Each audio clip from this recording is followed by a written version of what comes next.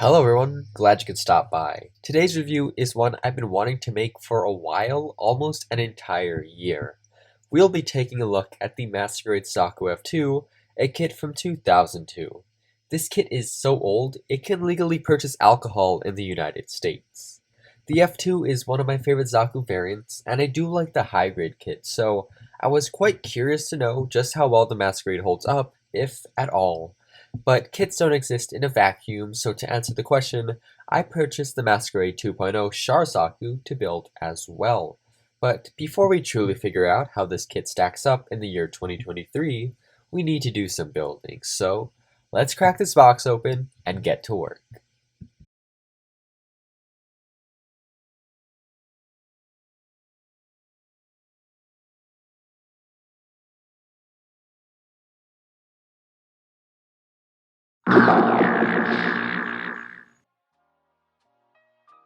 Inside the box are quite a few runners. There are 11 total, although some are duplicates.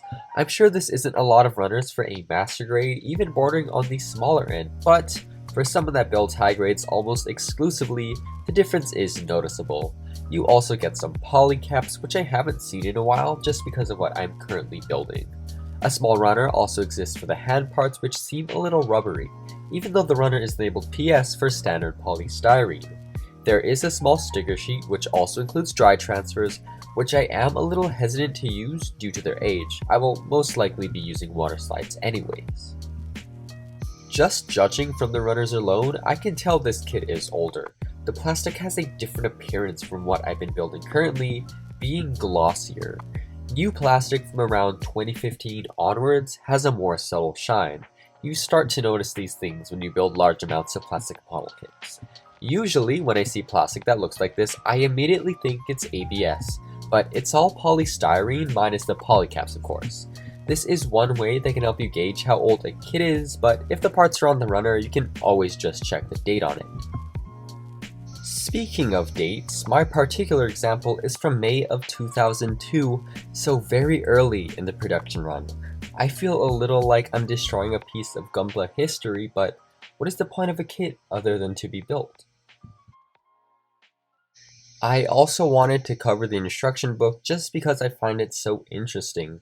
There are some things that are just objectively terrible, like the use of red text over gray, but the hand-done drawings of the Zaku, questionable grammar choices, and photos of the actual kit instead of computerized drawings give it a bit of charm. But now, it's time to get building.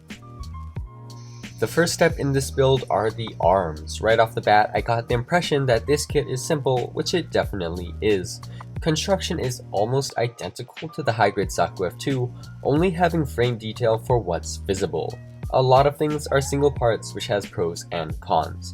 The hands have movable fingers, with the thumbs and pointers as separate pieces and a pretty sizable gap between the pointer and middle fingers.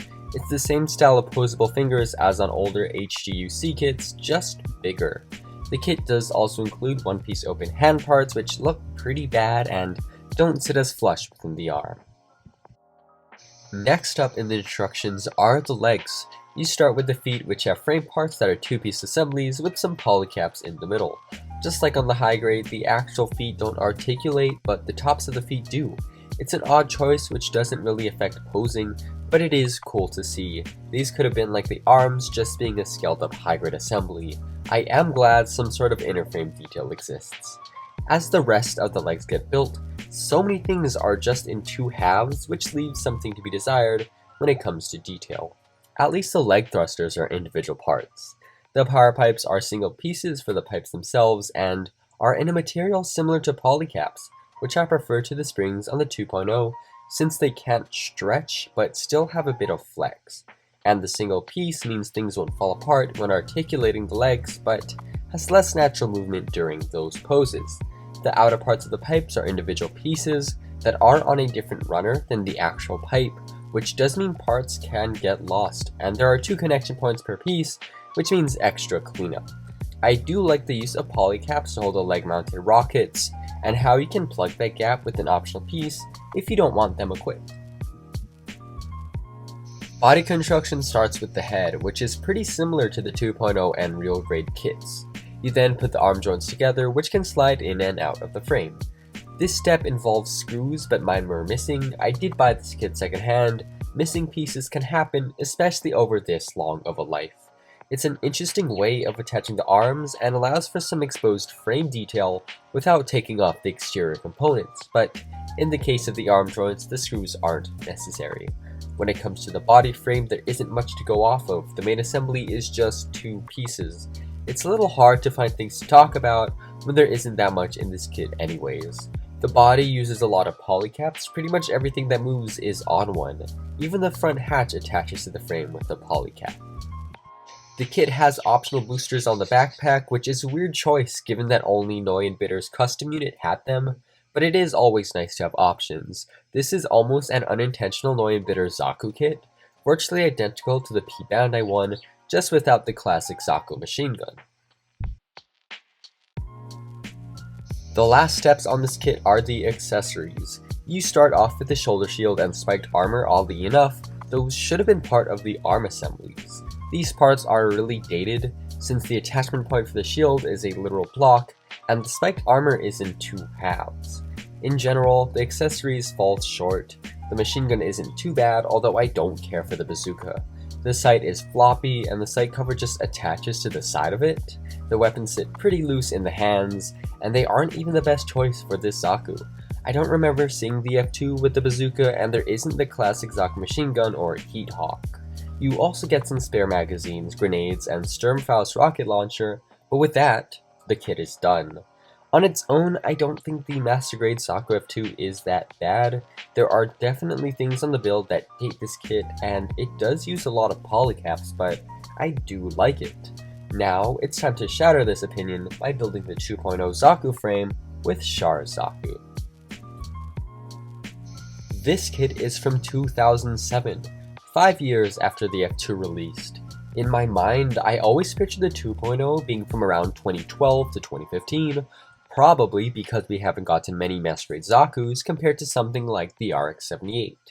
Inside the box are 12 runners, only one more than the F2, although there are no duplicates. Judging from the runners, I can tell that there's much more to this kit than the one I just built. Aside from the typical plastic, you get these dual molded parts for the power pipes with both soft rubbery plastic and normal polystyrene.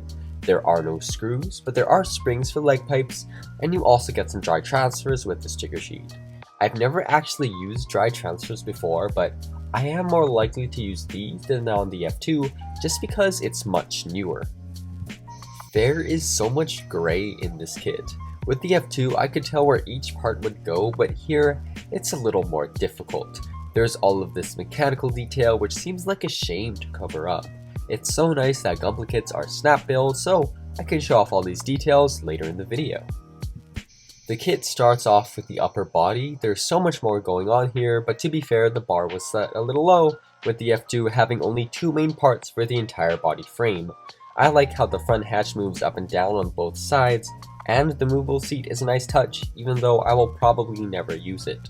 The kit has a different approach to the power pipes, using dual molds to have the outer parts on the pipe piece, which you move into place. There's only one connection point, which is nice, but to be honest, I don't like this way of doing things since it's tough to move the outer parts in place. There's a reason why you'll see the power pipes assembled in future steps. I think my favorite way of doing power pipes is like on the real grade kits, where you feed the pipe through the outer parts. What I had to do was cut out each of those outer beads individually, which was quicker than moving them along the runner. In this step, you also build the backpack, the thrusters articulate individually, and I like this take on the classic Zaku backpack. It could have just been a block, but there's some interesting angles, and you also build the head. Nothing unexpected, but the kit does give you 2 different blade antennas if you want to even equip one in the first place.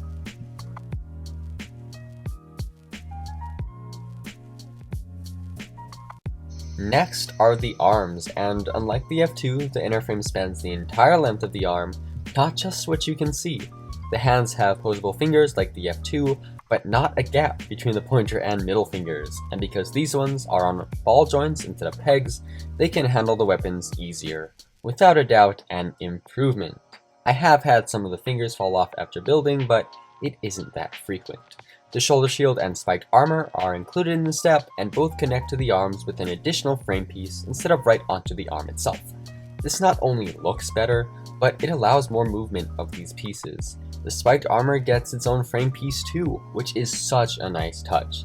It makes the kit feel like I'm putting together an actual machine.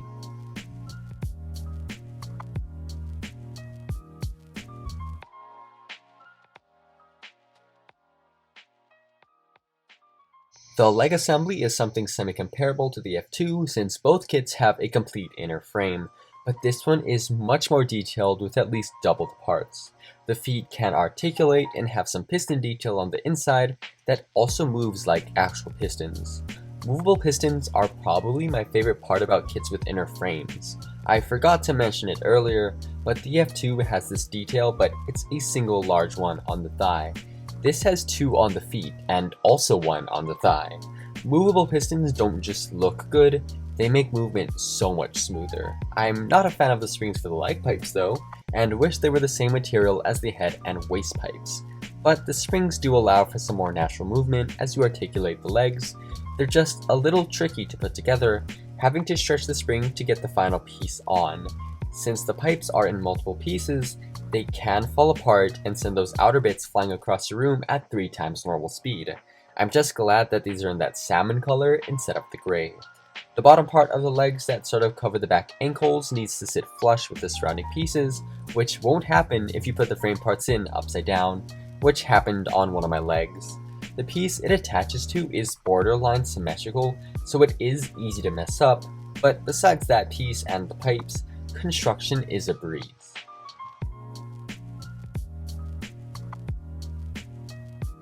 The final part of the Zaku itself is the waist, which is its own sub-assembly instead of part of the body like on the F2.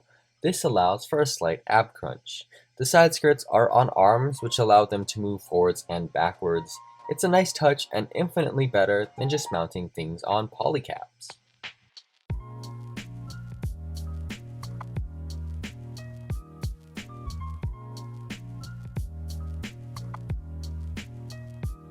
But with that, I can finally put the Zaku together.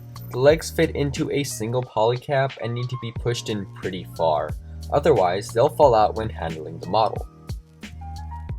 For the accessories, you get a Zaku machine gun, Zaku bazooka, and a heat hawk. The weapons look so good, and the drum magazine for the machine gun is in 2 parts with actual shells molded. This kit is fantastic and makes me think of how great a 3.0 Master Grade would be. But now that I have both Zakus built, it's time to compare the two.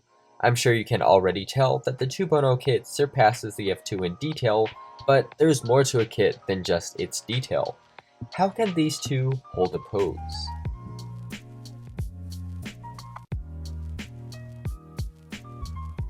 To test the articulation, I wanted to compare how the kits move with and without the outer pieces. To do so, I'm focusing on the kneeling position, which usually is a problem for Zakus due to the leg pipes, but both kits can kneel. The F2 has posable kneecaps which really help with this. Both kits have some sort of feet articulation, with the 2.0 being the clear winner. The feet on that kit move in a way that just makes sense. For arm articulation, the 2.0 is better, putting that double joint in the elbow to good use. The larger shoulder armor on the F2 limits shoulder mobility, but the arm joints being able to move out of the frame does help. The arms on the 2.0 do not have this sliding feature, instead having a more natural bend. The 2.0 also has an ab crunch where the F2 does not. As for how both kits pose with and without the outer pieces, the differences are almost non-existent. For the 2.0, the range of poses is exactly the same, and the F2 just has slightly less arm articulation. There is an attempt at a double joint with a polycap that gets covered up, but because of the geometry of the outer arm pieces, the arms will only make a 90-degree bend. In overall articulation, the F2 isn't far behind, being able to do the same large-scale poses as the 2.0, but for more refined poses, it can't really compete.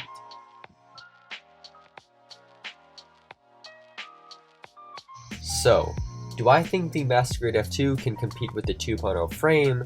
Not really. The 2.0 frame is just so much more detailed, although both kits go together quickly without any need for modification. The F2 feels more like a full mechanics or Re100 kit instead of a true master grade, since the inner frame isn't complete. The differences are drastic but not unexpected, but let's go over the pros and cons of this kit. In terms of cons, the main one is articulation. The double joint in the elbows is made redundant by the outer armor, and the polycaps in areas like the crotch joint means premature wear. As I'm recording this voiceover, I've had the kit built for just a week, and the legs are already loose in that area. The feet articulation is questionable, and the posable fingers have trouble holding the weapons. I also wish it had a full inner frame, and assemblies that were more than 2 parts. The body frame was a missed opportunity for sure. That being said, I still like this kit, and it has some good things going for it. I like the posable kneecaps, rubbery pipes on the legs, and the optional accessories. The kit does its job overall, capturing the look of the Zaku F2 in a larger scale, and it looks like it walked right out of Stardust memory. Not anything groundbreaking by today's high standards, but very faithful to the source material. It's also worth noting again that I bought this kit from the secondhand market. It's not like some retailer was charging current master grade prices for a kit that builds like a slightly more complex high grade, and I have seen some ridiculous prices for this kit. Yes, the 2.0 is a better kit and shows just how quickly Gunpla can evolve in only 5 years. It was nice to see this evolution in vaguely similar kits, and I really should have done the 1.0 Zaku, but I am not touching that kit, even though I can find it pretty easily. I don't like the proportions on it. Going forwards, this is going to be a 2-parter. This kit will get a painting video at some point, I just haven't decided when.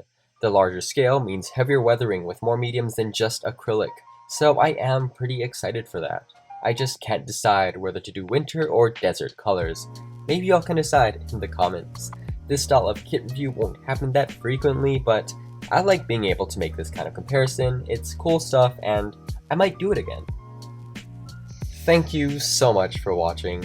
At time of recording, this is going to be my first upload in nearly a month, yet people are still watching the channel. I'll be continuing the ongoing Witch from Mercury series very shortly, as well as some other projects I can't wait to share, so stay tuned for that.